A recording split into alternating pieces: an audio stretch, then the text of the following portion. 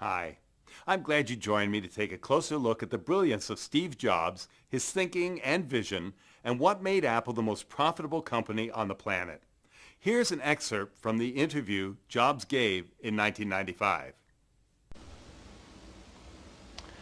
You know, throughout the years in business, I found something, which was I'd always ask why you do things. And the answers you invariably get are, oh, that's just the way it's done. Nobody knows why they do what they do.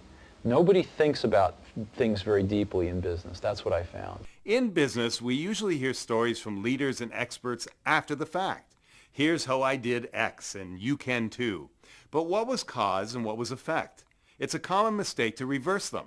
It's rare that we can hear somebody explain in great detail and with incredible candor their philosophy and approach and then see the spectacular results that follow years later. Due to an odd twist of fate, I now recognize the opportunity to begin discussions in organizations globally about their future and the way they look at business. We all know the story of Apple, today the most valuable company on the planet.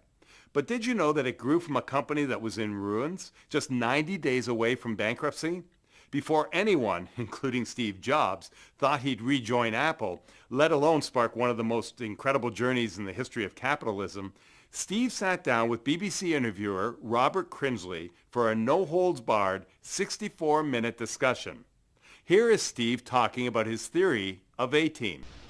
So you came back from visiting Xerox PARC with a vision, and how did you implement the vision?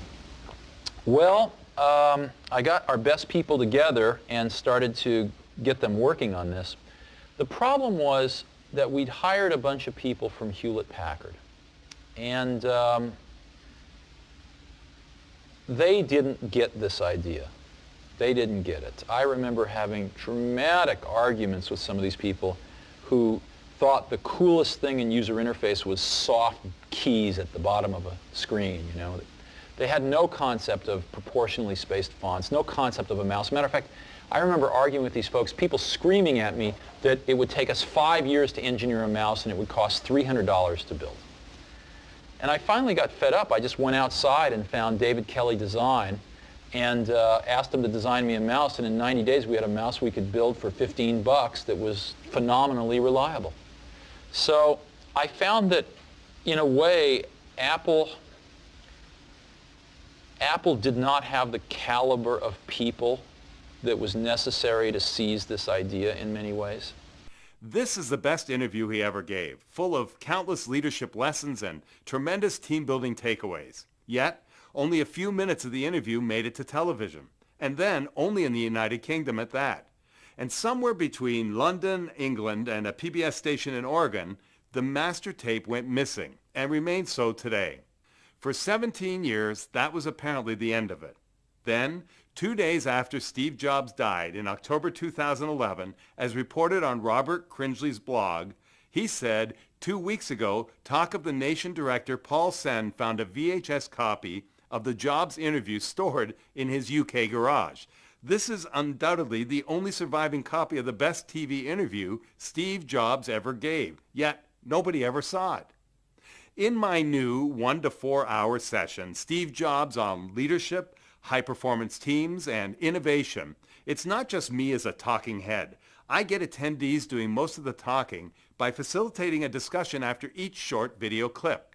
I find that most people are transformed after hearing Steve and discussing with colleagues their dreams, their game plan, and even rules in their profession that they could potentially break. What's the most audacious thing you would do in your business if you knew you couldn't fail? Where are you stuck on a constraint that could be overcome with persistence or creativity? What's good conflict versus bad conflict? Where could you get new ideas for your organization? Why do teams become siloed, and how do we diversify our A-team? All of these questions and a lot more are posed in a non-threatening, participatory environment that encourages honest and transparent discussion. I promise that this is a program that is so original in its design and presentation, your people will walk away saying what one of my clients just said to me last week: the most transformational experience I have ever attended. Now that's what I'm talking about. An ironic twist here is that Steve Jobs was a techie, well before becoming a businessman. He'll tell you himself in the interview that learning business is easy. The secret, if you will, was putting the right people in the right place. A-teams, who are totally on board with a never-ending commitment to the highest quality products and services and an end-to-end customer experience. Combining that with continual innovation while at the same time maintaining focus on their core products, along with paying close attention to the customer's experience, all tied together with unfaltering leadership. That's what made Apple more than just a business. It became a phenomenon. So let me ask you, would you like to create A-teams that are passionate and fiercely committed to your company and taking it to the next level? Would you like to learn the keys to innovation to enable you to rise above your competition and lead your industry? And finally, would you like to learn leadership skills of the caliber that took a struggling company on the brink of bankruptcy to be the most profitable company in the world? Well, if that's the case, then I'm excited to share this information with you and your teams. I invite you to contact me directly on my cell phone at 412-759-5319, or you can just email me at jeff@jefftobe.com. I'll show your people through Steve Jobs interview clips, combined with interactive discussion, the same principles and thoughts that made Steve Jobs and his company a legendary in business. Contact me now.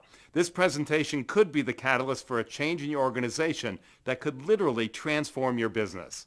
I'm looking forward to talking to you, and thanks for watching.